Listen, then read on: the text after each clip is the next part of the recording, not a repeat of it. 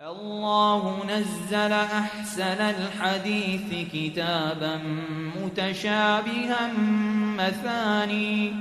مثاني تقشعر منه جلود الذين يخشون ربهم ثم تلين جلودهم وقلوبهم إلى ذكر الله ذلك هدى الله يهدي به من يشاء ومن يضلل الله فما له من هاد. الحمد لله رب العالمين والعاقبة للمتقين والصلاة والسلام على سيد الأنبياء والمرسلين نبينا ومولانا محمد وعلى آله وأصحابه ومن سار على نهجه إلى يوم الدين. أما بعد، فإن خير الحديث كتاب الله وخير الهدي هدي محمد صلى الله عليه وآله وسلم وشر الأمور محدثاتها وكل محدثة بدعة وكل بدعة ضلالة وكل ضلالة في النار. أعوذ بالله من الشيطان الرجيم. بسم الله الرحمن الرحيم. يا أيها الذين آمنوا أنفقوا من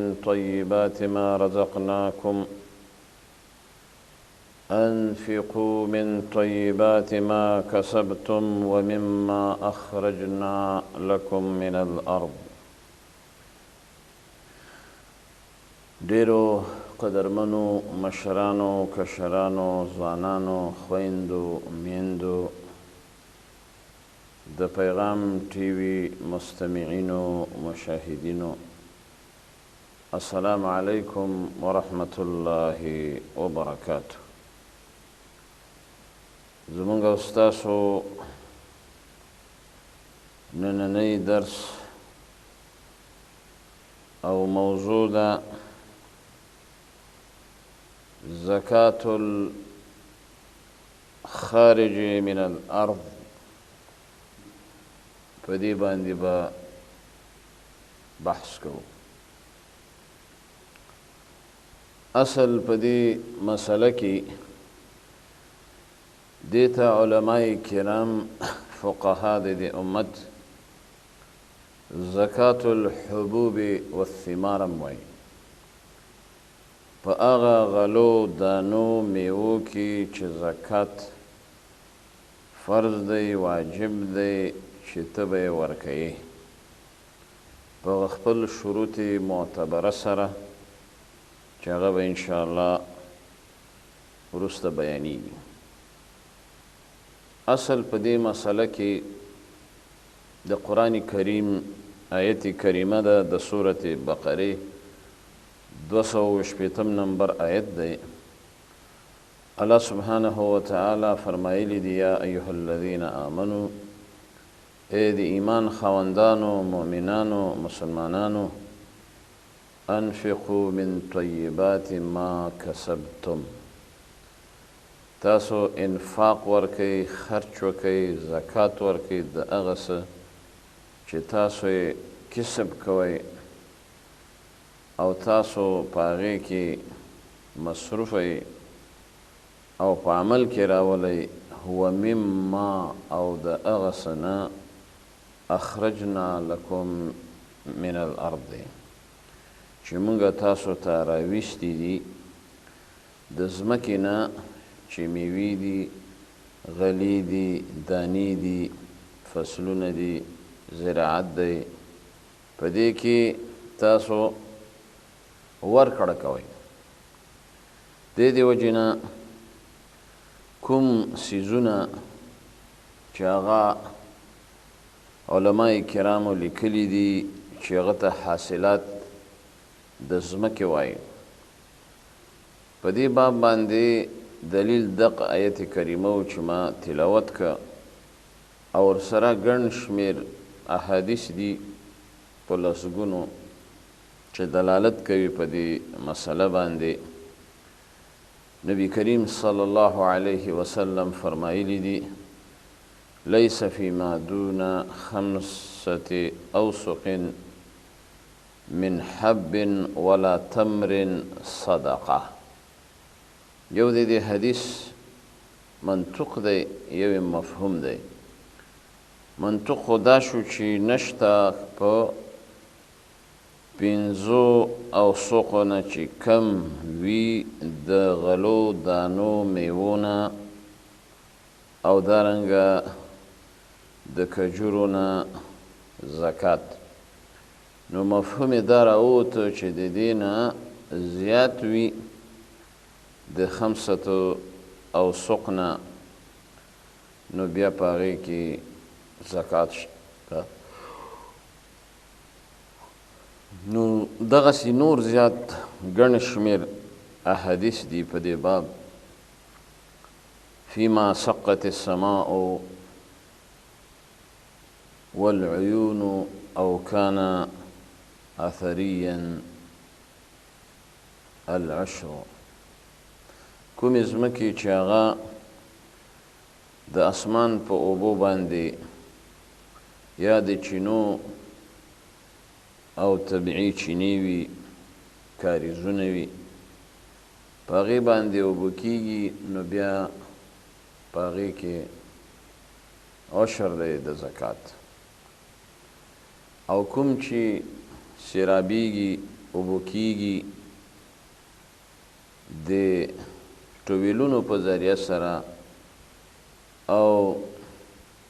د واټر پمپونو په ذریعه سره او په مشقت سره،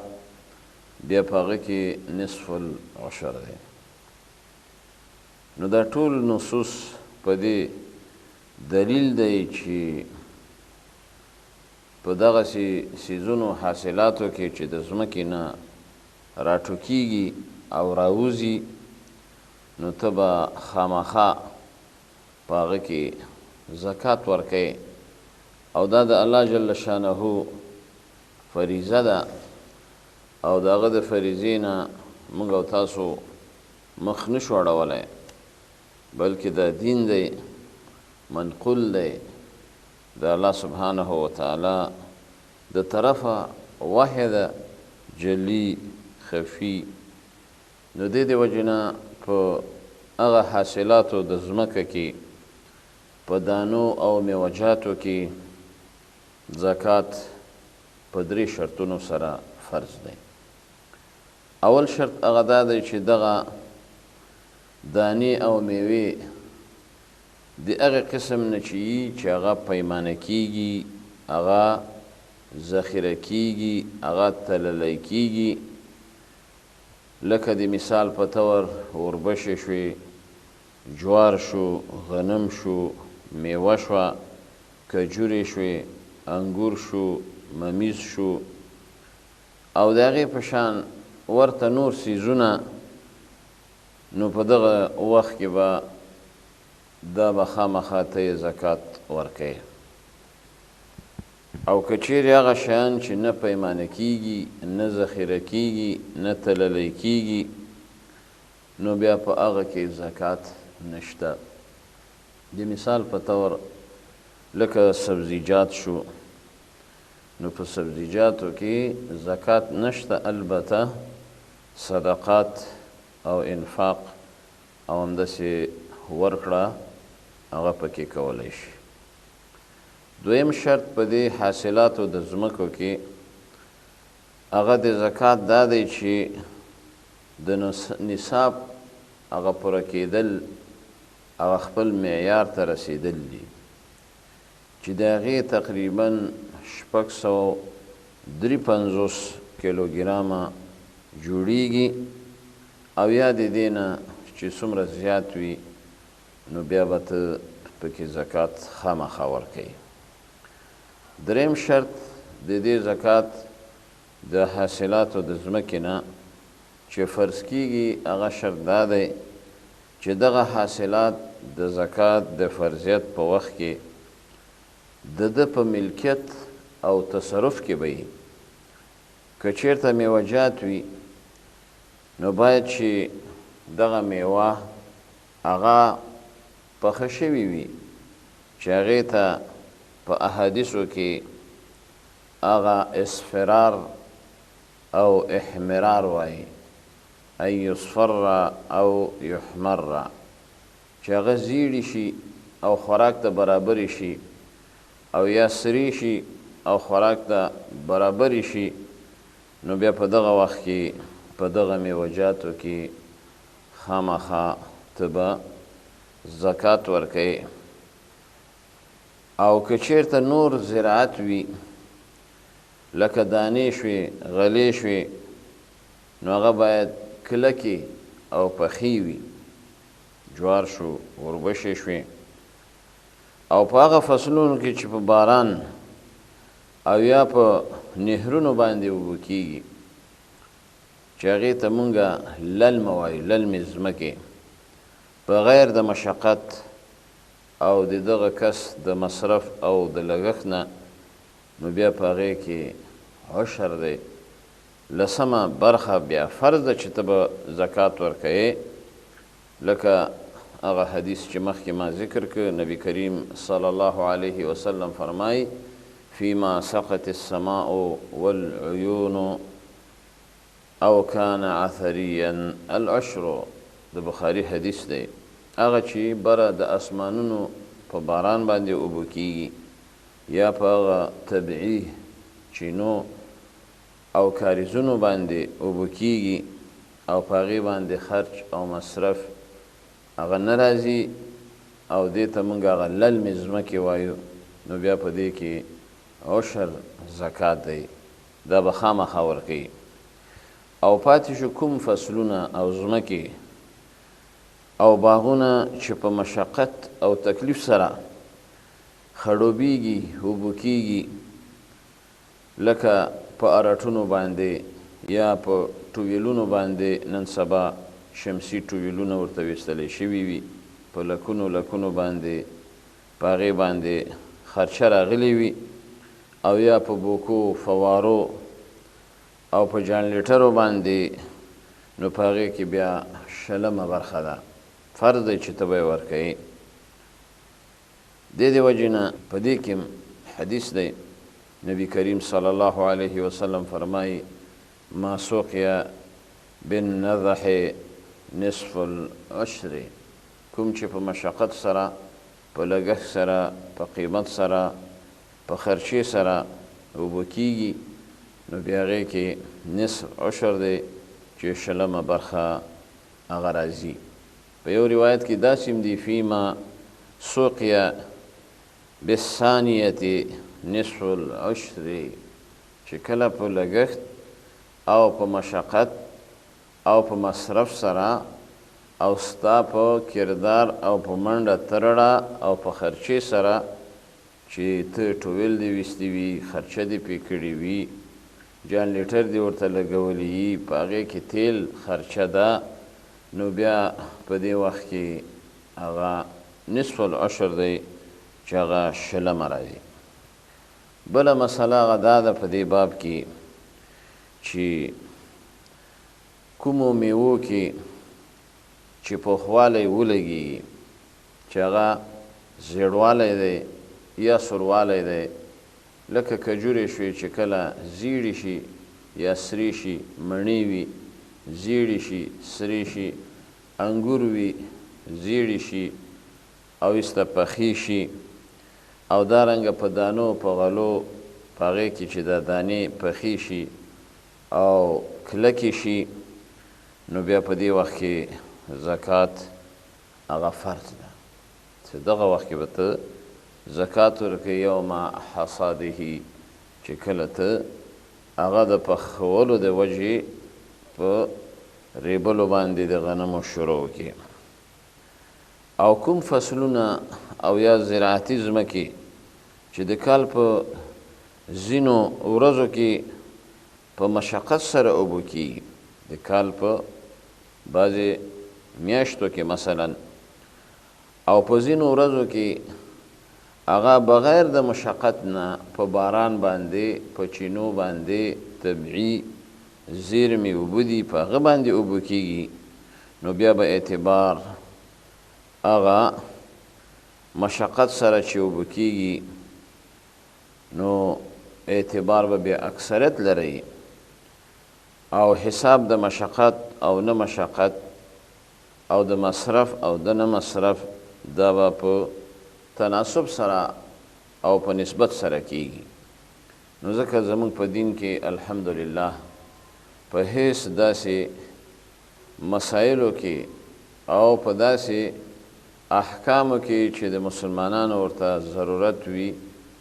او اهمیت وي نو هغه زموږ په دین کې ولله الحمد هغه پوره بیان شوي دي او ذکر شوي دي په احادیثو کې موجود دی په باب المزارعه کې او دارنګه په کتاب د صحیح مسلم کې په کتاب البیوع کې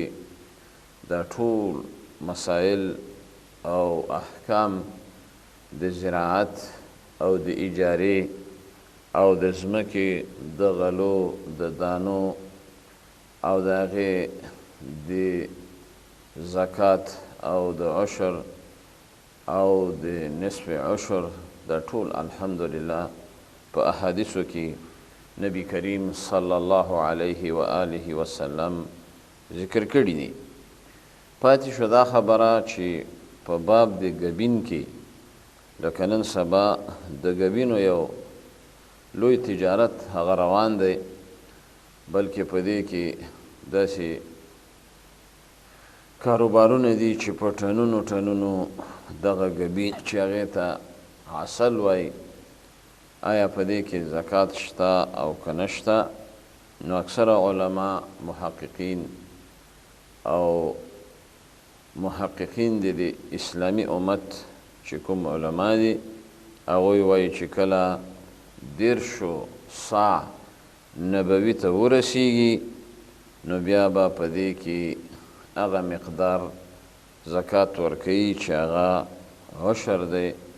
نو دا به ترې وباسي احتیاط هم په دې کې دی او په دې باب باندې علماء کرام او د دې امت مفتیانو فتوا ورکړې پاتې شو بعضې داسې معدنیات دي او چې یو د هغې نه رکاز چې ورته وایي رکاز هغه مال ته وایي چې هغه دفن کړی شوي د کفارو د خوا نه د هغو د طرف نه د جاهلیت او د کفر او د شرک په زمانه کې بیا هغه چې کله مسلمانان مؤمنان او خلک عمومي پیدا کی نو بیا په هغې کې خمس دی نبی کریم صلی الله علیه وسلم فرمایلی دي ففي الرکاز الخمس د رکاز او د هغه قیمتي څیزونو کې چې کله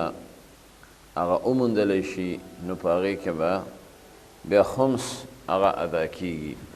نو ځکه قدرمنو مشاهدینو مستمعینو د ځمکې په حاصلاتو کې چې هغه غلې وي د مثال په طور جوار شو غنم شو وریجې شوې نو په دیو کې بالکل زکات شته او دارنګه په هغه میوو کې د کجورو په شان د انګورو په شان او دې ته ورته هغه میوې چې هغه